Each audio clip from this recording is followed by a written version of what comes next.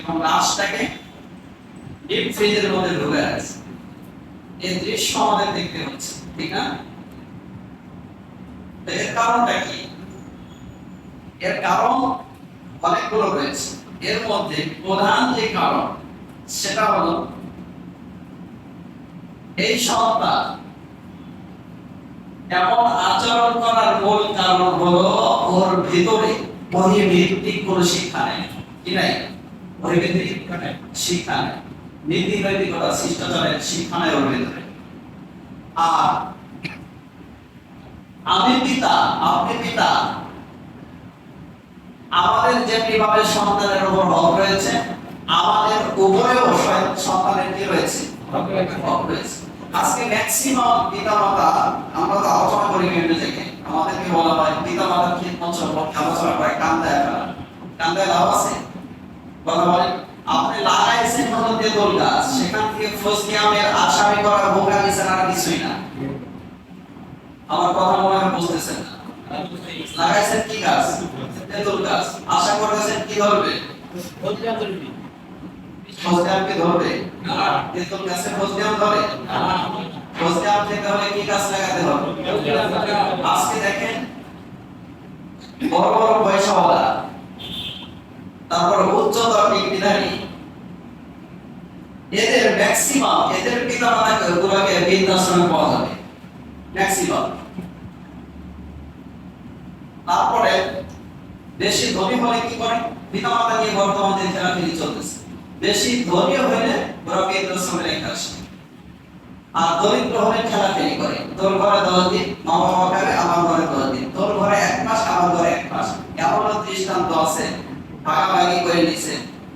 মা একজনের ঘরে, বাবা আর একজনের ঘরে। তারপরেও একজনের ঘরে সিরিয়াল শেষ হয়ে গেছে, আর একজনের ঘরে বলার কথা মনে নাই, না খেয়েও গেছে। এমনও বাবা আমার সাথে যোগাযোগ করেছে। বেশি দূরে যাওয়া লাগবে না, এইখান গুহার মধ্যে আছে। এই হলো অবস্থা।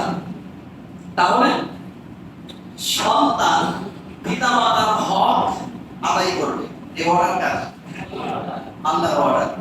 আর পিতামাতাও সন্তানের হক আদায় করবে। এই যে দেখেন ফ্যান চলছে, কয়টা তার আছে? একটা নেগেটিভ আর একটা পজিটিভ। তো অনুরূপ ভাবে আপনার পিতামাতার উপরে যেমনি ভাবে সন্তানের হক রয়েছে, সন্তানের উপরেও পিতামাতার কি আছে? হক রয়েছে। এখন আমরা আমাদের সন্তানের হক আদায় করতে রাজি না, সন্তান আবার হক আদায় করবে কেমনে? কথা বলেন। আমি তো 1 নম্বর হক আদায় করি নাই, বাবার হক আদায় করে না, এখন আবার মাথা গরম হয়ে যায়, খারাপ লাগে। সন্তান পিতা মাকে হত্যা করবে কিসের কারণে? হক আদায় করে নাই, 100% হক আদায় হয় নাই। হক আদায় করার পরে দু একটা এদিক সেদিক হতে পারে, দু একটা এদিক সেদিক হতে পারে, কিন্তু ম্যাক্সিমাম যদি হক আদায় করা হয়, আপনি সন্তানের হক আদায় করেন, ইনশাআল্লাহ আপনার সন্তান আপনার হক আদায় করবে। তো সম্মানিত ভাইরা, তাহলে আজকে আমরা কথা বলবো ইনশাআল্লাহ পিতামাতার উপরে সন্তানের অধিকার। পিতামাতার উপরে সন্তানের অধিকার।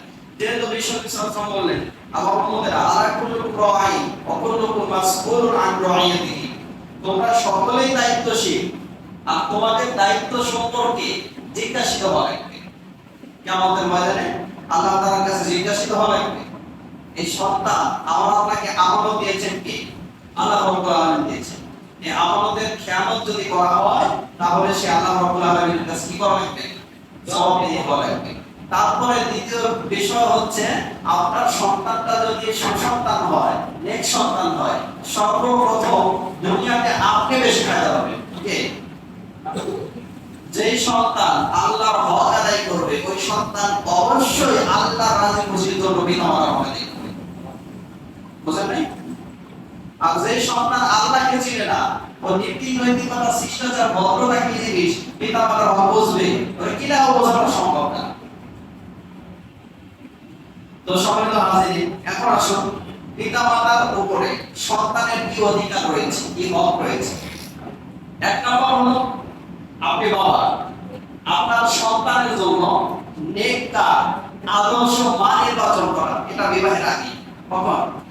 যারা বিবাহ করছেন এই চিন্তা করতেছেন নাকি? যারা বিবাহ করেন না এরা এই চিন্তা করেন। আদর্শ কি বানাতে হবে? মান নির্বাচন করতে হবে, সিলেক্ট করতে হবে।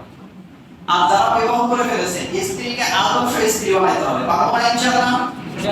মহিলা মানুষ কিন্তু খুব নরম, এদেরকে টাইপ দিতে গেলে কিন্তু সমস্যা। এদেরকে ম্যানেজ করা যায় ভালোবাসার মহব্বত কি দিয়ে। আপনি গরম হবেন, বেশি সমস্যা হয়ে যাবে।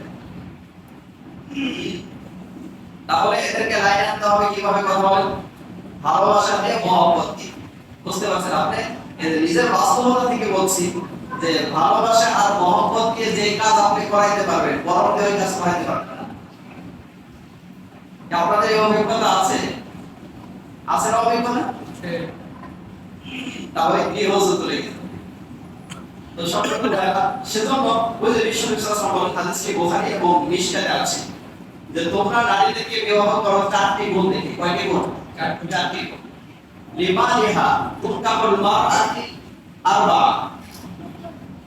তোমরা নারীদেরকে বিবাহ করো চারটি গুণ দেখে। এক নম্বর হলো লিমালিহা, তার সম্পদ দেখে। কি দেখে?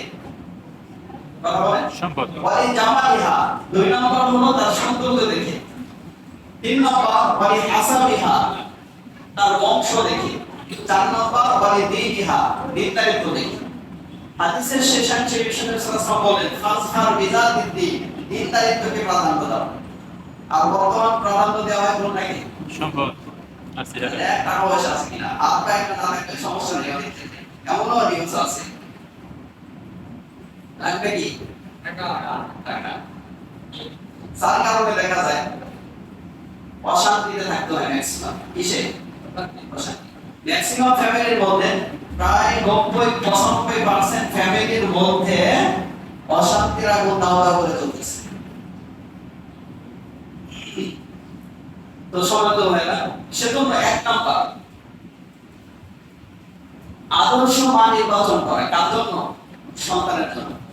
আদর্শ মা কারা? যারা প্রতিদিন ওই সিনেমার কোর্স কমপ্লিট করে, ঠিক না? নাটকের কোর্স কমপ্লিট করে, তারপরে গান, সব শিল্পীর গানই মুখস্থ আছে। এরা কি আদর্শ মা? আদর্শ মা পাবেন কোথায়? পার্কে। তাহলে বিভিন্ন মেলায়, বিভিন্ন বড় বড় অনুষ্ঠানে অর্থনৈতিক অবস্থায় চলে আসবে, তারাই তো আদর্শ মা হবে, ঠিক না? তো সম্মানিত ভাইরা, সেজন্য চরিত্রবান আদর্শ স্ত্রী সিলেক্ট করা, সন্তান মানুষ করা। এই ভুলগুলো করলে পরবর্তীতে যে কয়েকদিন জীবিত আছেন দুনিয়াতে কষ্ট লাগতে পারে। কান্না করেও কাজ হবে না। দুই নম্বর, এখন আসেন যে স্ত্রীর কাছে যখন বৈধ মিলামেশার জন্য যাবে তখন দোয়া করতে হবে। কি করতে হবে? কথা বলেন, কি করতে হবে? আমি বিস্তারিত আলোচনা করতে পারছি না। দোয়া করতে হবে খুব পক্ষে। বিসমিল্লাহির রহমানির রহিম। কি বলতে হবে? বিসমিল্লাহির রহমানির রহিম। এরকম হাদিসে বর্ণিত আছে। এই দোয়া যদি আমরা কেউ পারি করব ইনশাআল্লাহ, আর না পারলে মুখস্থ করে নিব। তারপরে এখন আসেন একটা সন্তান যখন ভূমিষ্ঠ হলো, কারণ ওই স্ত্রীর সাথে যখন আপনি মেলামেশার সময় এই দোয়া পড়বেন, আপনার ওই সন্তানের উপরে শয়তানের কোনো প্রভাব বিস্তার হবে না। কি হবে না? কথা বলেন, কি হবে না? শয়তান প্রভাব বিস্তার করতে পারবে না। তারপরে এখন আসেন সন্তান ভূমিষ্ঠ হল। ভূমিষ্ঠ হওয়ার পরে সঙ্গে সঙ্গে এক নাম্বার করণীয় কি? হ্যাঁ, আওয়াজ দেন তো, কি করা? এটা আপনার উপরে সন্তান অধিকার হক। আপনি আযান দিবেন। এখন এই দিন সম্পর্কে আমরা এতটা অজ্ঞান মূর্খ যে সন্তান হয় এক জায়গায়, আযান দেয় আরেক জায়গায়। এমন ঘটনা আমাদের মসজিদে ঘটেছে। এই যে আমাদের হাজী সাহেব ছিলেন, উনি দেখি একদিন আসরের সালাতের পরে খুব খুশি। কি ব্যাপার, আপনি এত খুশি কেন? বলতেছে হুজুর একটা ঘটনা ঘটে গেছে। কি ঘটনা ঘটলো? বলল ফরিদপুর পুরো এক হসপিটালে এক ব্যক্তির সন্তান হয়েছে। সন্তান হয়েছে কোথায়? তো আমি বললাম তারপরে কি বলে? উনি বলল ওই ছেলেটার বাবা আসছে, যে সন্তানটা ভূমিষ্ঠ হয়েছে ওর বাবা আসছে। আসার পরে বলতেছে যে হাজী সাহেব আযান দেন। আজান দিয়ে নামাজ তো কিছুক্ষণ আগে পড়ছি, এখন আর কিসের আজান দিব? বলতেছে আমার ছেলে হয়েছে। কি হয়েছে? ছেলে হয়েছে। ছেলে হয়েছে কোথায়? ফরিদপুর হসপিটালে। আজান দেবেন কোথায়? এখানে। কোথায় আজান দেব? এখানে। উনি বললো যে হাদিয়া দাও, কি দিতে হবে? 200 টাকা বের করে দিচ্ছে। বলতো যে এখান থেকে গোপালপুর থেকে নিয়ে ফরিদপুর পর্যন্ত আজানের আওয়াজ চাইতে টাকা লাগবে 500।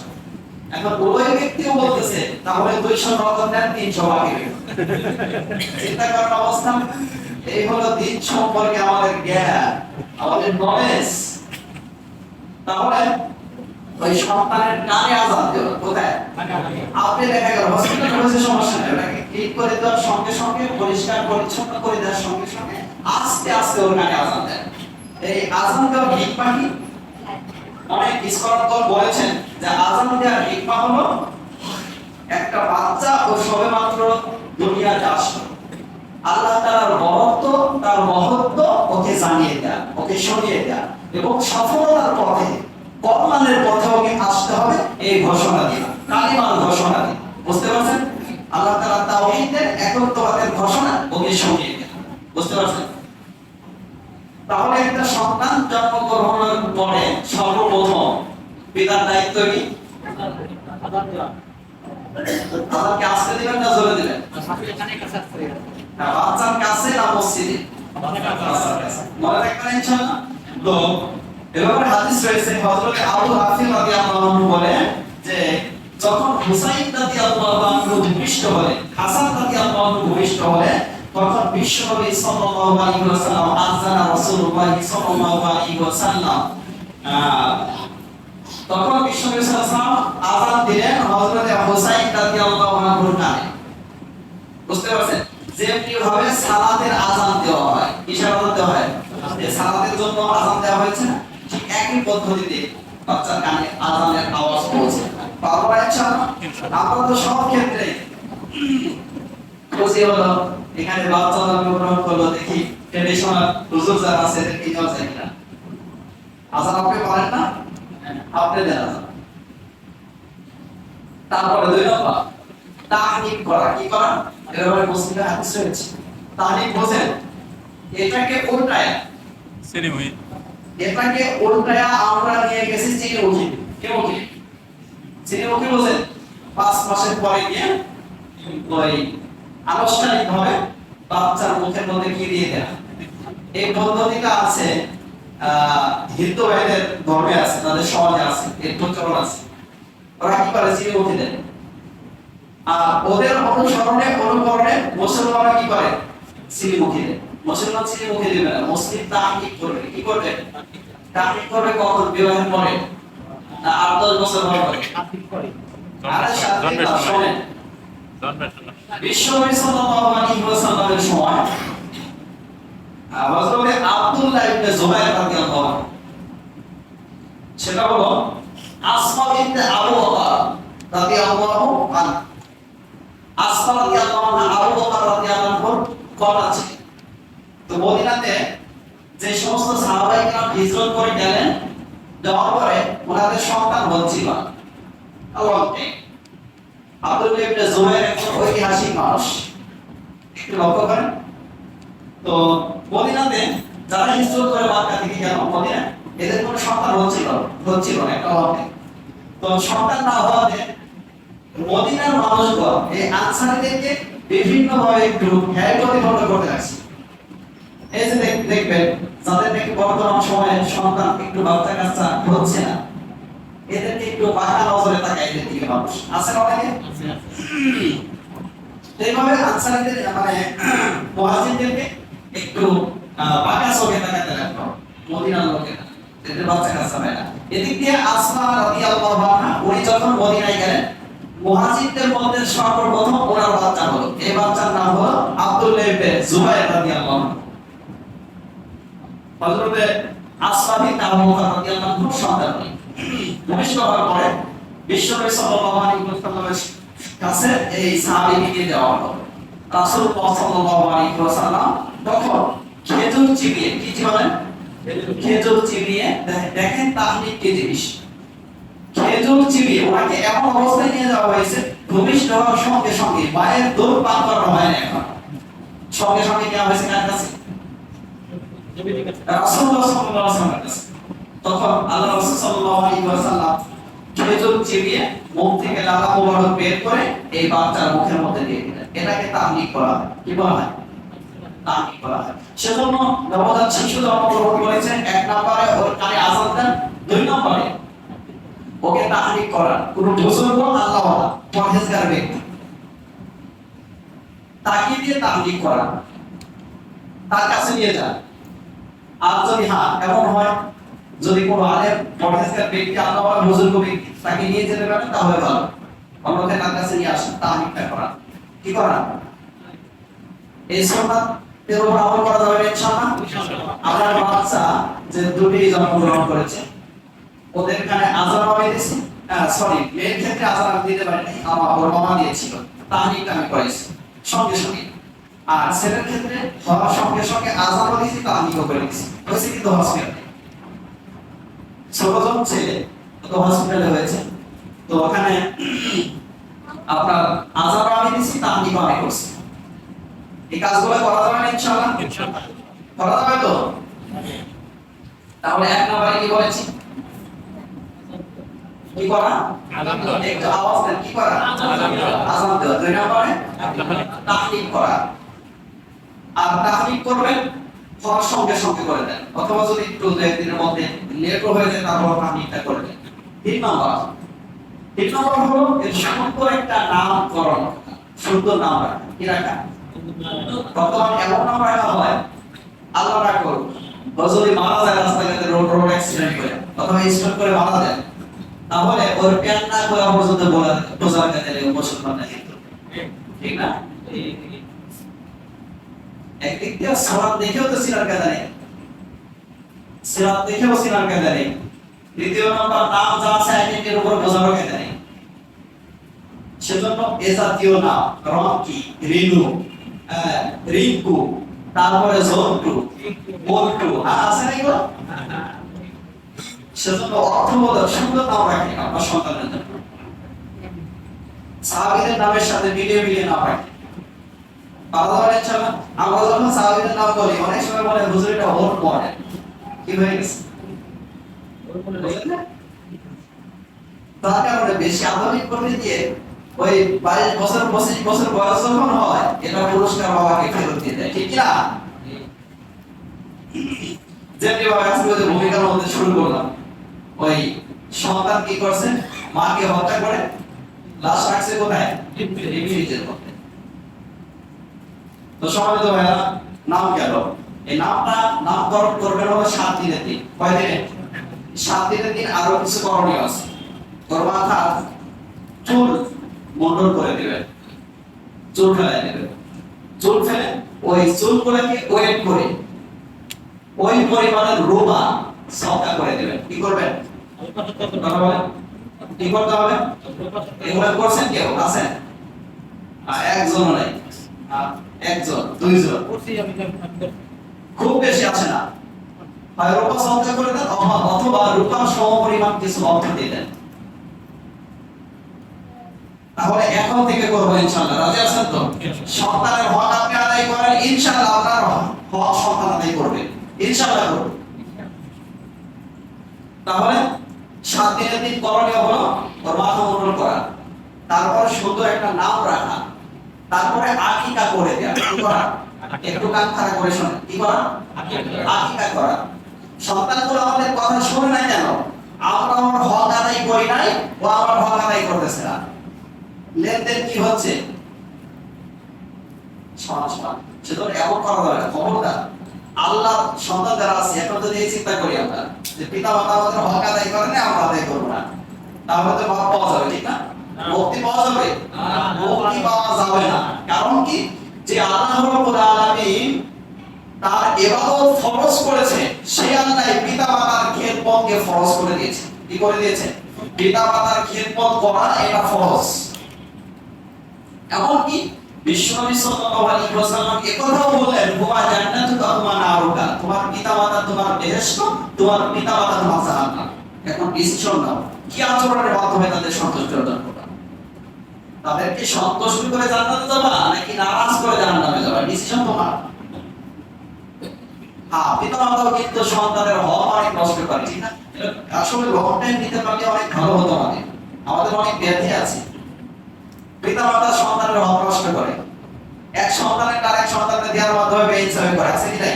আমাদের নিজের সম্পদ একজনকে দেয় আরেকজনকে দেয়, এমন অভিজ্ঞতা আছে। তো এদের মনে হয় বিচার হবে না, বিচার হবে নাকি? বিচার হবে। সন্তান বিচার করতে পারে নাই, দুনিয়ার কোনো আদালত তার বিচার করতে পারে নাই, কিন্তু হাসরের ময়দানে আল্লাহ রাব্বুল আলামিন এই পিতা মাতার কি করবেন? বিচার করবেন। সেজন্য বিষ্ণু সাল্লাল্লাহু বলেন আলাকুল্লুকুম রাই, আমার উম্মতেরা তোমরা সকলেই দায়িত্বশীল, আর তোমাদের দায়িত্ব সম্পর্কে জিজ্ঞাসিত হওয়া লাগবে। এই যে যারা রাষ্ট্র চালাইতেছে এরাও কি শিখ? কথা বলেন। জনগণের উপরে যদি কোন রকমের জুলুম নির্যাতন হয়ে যায়, এটার হিসাব দিতে হবে। এটা কি দিতে হবে? হিসাব দিতে হবে। সেজন্য পাওয়ার আছে, আর যাই সাদাই করলাম পাওয়া যাবে।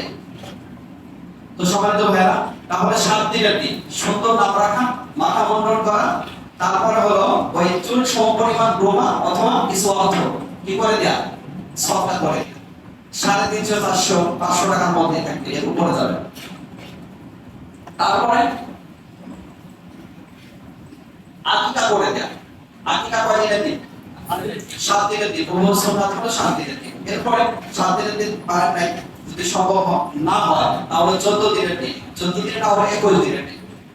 এভাবে হাদিস রয়েছে, আমি হাদিস থেকে যে বিস্তারিত আলোচনা করতে পারলাম না, সাময়িক অনুবাদ আপনাদের বিস্ময়ে দিলাম।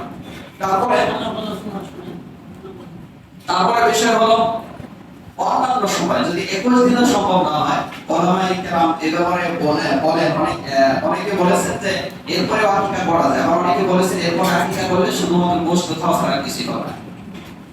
তো যাই হোক, আমরা সুন্নাতের উপর আমল করব। কতদিন আকিকা করব? 7 দিন। কথা বলেন কয়দিন? 7 দিন। এখন ছেলে যদি হয় তাহলে দুইটা, কয়টা? দুইটা পাবে। আর যদি মেয়ে হয় একটা। মেয়ে হলে কয়টা? একটা। এখন আকিকাটা আপনি কিসের জন্য করবেন? আকিকাটা হলো ওর পক্ষ থেকে একটা সাদাকা স্বরূপ একটা প্রাণী জয় করে দিবেন, একটা খাসি বা দুটা খাসি জয় করে দিবেন। অনেক সময় আর মেয়েদের ব্যাপারে এখানে আবার নাস্তিকরা প্রশ্ন তোলে, যেখানে মেয়েদেরকে ঠকানো হয়েছে। মেয়েদেরকে মূলত ঠকানো হয়েছে, দেখেন রোগ প্রতিরোধ ক্ষমতা এদের মেয়েদের কিন্তু বেশি থাকে, ছেলেদের তুলনায় মেয়েদের রোগ প্রতিরোধ ক্ষমতা বেশি। আর ছেলেদের রোগ প্রতিরোধ ক্ষমতা মেয়েদের তুলনায় কম থাকে। এর বাস্তবতা আমি নিজে মেয়ে হয়েছে টের পাই নাই, হসপিটালের কোনো লাগে হওয়ার পরে তো নেই। আর ছেলে হওয়ার পর থেকে গত বছর এই সময়টা শীতের সময় ম্যাক্সিমাম সময়টা আমার একদিন গোপাল করে 2 দিন হসপিটালে, আবার 2 দিন গোপাল করে 1 দিন হসপিটালে, এমন গেছে। অনেকে জানেন হয়তো বিষয়টা। তাহলে ওদের পক্ষ থেকে সহায়তা। আর এই যে আকিকা করা হলো, এর গোশত ধনী গরিব ছোট বড় যদি সম্ভব হয় ও বাচ্চাও দিতে পারবে। বুঝতে পারছেন? এতে কোনো সমস্যা নেই। আকিকা গেল। তারপরে বাচ্চাকে যখন বড় হতে লাগলো ওকে তরবিয়ত শিক্ষা দেয়া। ওর বয়স যখন 7 বছর হলো, কত বছর? কথা বলেন কত বছর? এখানে আমাদের জন্য শিক্ষা আছে। তখন আমাদের দায়িত্ব আছে এই 7 বছরের মধ্যে ও যাতে সালাত আদায় করতে পারে, হালাল কোনটা হারাম কোনটা, তাওহীদের শিক্ষা, রিসালাতের শিক্ষা, আল্লাহ তাআলার একত্ববাদের শিক্ষা, এগুলো দেয়া। এগুলো দেন নাকি? যখন 5 বছর বয়স হয় প্রথম আপনার মানে মাথার মধ্যে কাজ করে ওকে বাংলা অঙ্ক ইংরেজি শেখাবো, আর শেখার কোনো সমস্যা নেই। কিন্তু আল্লাহ তাআলা এক, তার একত্ববাদের শিক্ষা, তার ইবাদত করতে হবে, তার গোলামি করতে হবে, তিনি ছাড়া কোনো ইলাহ নাই, কোনো উপাস্য নাই, এই শিক্ষাটা আপনি দেন। হযরত আব্দুল্লাহ ইবনে আব্বাস রাদিয়াল্লাহু আনহুকে বিশ্বনবী সাল্লাল্লাহু আলাইহি ওয়াসাল্লাম দেখেন তাওহীদের শিক্ষা কিভাবে দিলেন। বলেন ইয়া গোলাম ইহফাজিল্লাহ, হে আল্লাহর গোলাম, আল্লাহর বান্দা, তুমি আল্লাহ তাআলাকে হেফাজত করো। ইহফাজিল্লাহ তাজিদহু, ইহফাজিল্লাহ ইয়াহফাজকা, ইহফাজিল্লাহ তাজিদহু তুজা। হে গোলাম, তুমি আল্লাহ তাআলাকে হেফাজত করো, তার মানে হলো তার যত বিধিবিধান আছে এগুলোকে পালন করো, এগুলোকে হেফাজত করো, তাহলে তিনি তোমাকে হেফাজত করবেন, তিনি তোমাকে হেফাজত করবেন। হাদিসের শেষের দিকে রাসূলুল্লাহ সাল্লাল্লাহু আলাইহি ওয়াসাল্লাম বলেন, এখন তোমাদের শিক্ষা কিভাবে দিতে হবে। হে আল্লাহর গোলাম, পৃথিবীর সমস্ত মানুষ মিলে যদি তোমার কোনো উপকার করার চেষ্টা করে, কি করার চেষ্টা করে? উপকার করার চেষ্টা করে, আর আল্লাহ যদি তোমার ক্ষতি করতে চান, পৃথিবীর সমস্ত মানুষ ব্যর্থ, পৃথিবীর সমস্ত মানুষ ব্যর্থ, কেউ কোনো উপকার করতে পারবে না। আর আল্লাহ যদি তোমাকে ক্ষতি করতে চান, পৃথিবীর সমস্ত মানুষ মিলে উপকার করার চেষ্টা করলেও তারা ব্যর্থ হয়ে যাবে। বুঝতে পারছেন? এভাবে বাচ্চাদেরকে শেখানো, বাচ্চাদেরকে কি করা? তাওহীদের শিক্ষা দেয়া, আল্লাহ তাআলার একত্ববাদের শিক্ষা দেয়া। তারপরে আসেন বাচ্চার বয়স যখন 7 বছর হলো, তখন কি করতে হবে? এগুলা কিন্তু সন্তানের হক আপনার উপরে। আল্লাহ রাসূল সাল্লাল্লাহু আলাইহি ওয়াসাল্লাম বলেন, "কুরু আওলাদাকুম বিস-সালাতি ওয়া হুম আবনাউ সাব'a সিনিন।" তোমাদের সন্তানদেরকে সালাতের নির্দেশ দাও যখন তাদের বয়স 7 বছর হয়। কত বছর? 7 বছর। ওয়াদরিবুহুম আলাইহা ওয়া হুম আবনাউ 10 ওয়া ফাররিকু বাইনাহুম ফিল মাদাজি। আর যখন তাদের বয়স 10 এ পৌঁছে, কততে? 10 এ পৌঁছে, তখন তাদেরকে সালাতের জন্য জোহার করো, মারধর করো। দেখেন কি করতে বলছেন, একটু আওয়াজ দেন। 7 বছর বয়সে সালাতের নির্দেশ। কত বছর বয়সে? 7 বছর। আপনি বাবা, একটু আপনার বিবেকের কাছে প্রশ্ন রইল, আপনি কি আপনার সন্তানকে 7 বছর বয়সে সালাতের জন্য নির্দেশ দিয়েছেন? কয়জন দিয়েছেন? একজন হাত উঁচু করে দেখান তো, আমি দিয়েছি আমার সন্তানকে। একজন 7 বছর বয়সে নির্দেশ দিয়েছেন। এখন আসেন হাদিসের শেষের দিকে যাই। আল্লাহ রাসূল সাল্লাল্লাহু আলাইহি ওয়াসাল্লাম বলেন, যখন তাদের বয়স 10 বছর হয়ে গেল, সালাত আদায় না করলে তখন পিটি দাও। এমন কোন পিতা আছেন 10 বছরের বাচ্চাকে বাড়াচ্ছেন সালাতের জন্য? নাই। আপনার সন্তান আপনার কথা শুনবে কেমনে বলেন? আপনি লাগাইছেন তেঁতুল গাছ, আশা করেন ফল দিবে, বোকা মিশানোর কিছুই না। তারপরে আল্লাহ রাসূল সাল্লাল্লাহু আলাইহি ওয়াসাল্লাম বলেন, "ওয়াফারিকু বাইনাহুম ফিল মাদাজি।" আর তাদের বয়স যখন 10 এ পৌঁছে, তখন তাদের বিছানা আলাদা করে দাও। কি করে দিতে হবে? আওয়াজ দেন। যদি এমন সামর্থ্য কারো না থাকে, এক একজনকে এক একটা বিছানা দিতে পারেন না, তাহলে এক বিছানায় যদি 2 সন্তানকে রাখতেই হয়, তাহলে সেক্ষেত্রে মনে করেন 2 ছেলে, কয় ছেলে? মাঝে একটা কোলবালিশ দিয়ে দেন, অথবা এক বিছানায় থাকতে পারে, ওর কাঁথা আলাদা করে দেন। এক কাঁথার নিচে 2 পুরুষ অথবা 2 নারী, এরাও থাকতে পারবে না। বুঝতে পারছেন? কাঁথা আলাদা করে দিতে হবে। আর যদি সম্ভব হয়, সবচেয়ে ভালো রুম আলাদা করে দেয়া। আর এই সামর্থ্য না থাকলে পক্ষে এক বিছানায় শুইতে গেলেও ওর মাঝখানে একটা কোলবালিশ দেন অথবা কাঁথা আলাদা করে দেন। বুঝতে পারছেন? তাহলে এগুলো হলো সন্তানের হক। আরো আছে, এই 7-8টা বললাম। এই অধিকারগুলো, এই হকগুলো যদি আমরা আদায় করি, ইনশাআল্লাহ আশা করা যায় আবার আপনার সন্তান আমার আপনার কথা শুনবে, কমপক্ষে বেয়াদবি করবে না। কি করবে না? বেয়াদবি করবে। তাহলে ওদের হক আদায় করার দরকার আছে কি নাই? ওদের হক যদি আপনি আদায় করেন, সর্বপ্রথম কত উপকৃত হবে, আপনি সবচাইতে বেশি উপকৃত হতে পারবেন। কারণ যেই সন্তান আল্লাহকে চিনে, আল্লাহর হক আদায় করতে পারে, ওই সন্তান কখনো পিতামাতার হক নষ্ট করতে পারে। আমরা আসলে খেতে চাই বেশি, খেতে চাই বেশি, লাস্টে গিয়ে কিছুই হয় না, ঠিক না? আমাদের অবস্থা কিন্তু এরকম। ওই যে 2 হাত দিয়ে মানুষ শোধ ধরতে গেছে, মানে 2টা সময় 1 হাত দিয়ে ধরতে গেছে, আসলে কি ধরা পড়ে? চলে একটা ধরা পড়ে। সেজন্য আপনি টার্গেট করেন যে আমি সন্তানের হক আদায় করবো, ইনশাআল্লাহ আপনার হক সন্তান আদায় করবে। আল্লাহ আমাদের সকলকে সন্তানের যে হক রয়েছে, অধিকার রয়েছে, এগুলো আদায় করার তৌফিক দান করেন। যারা সালাত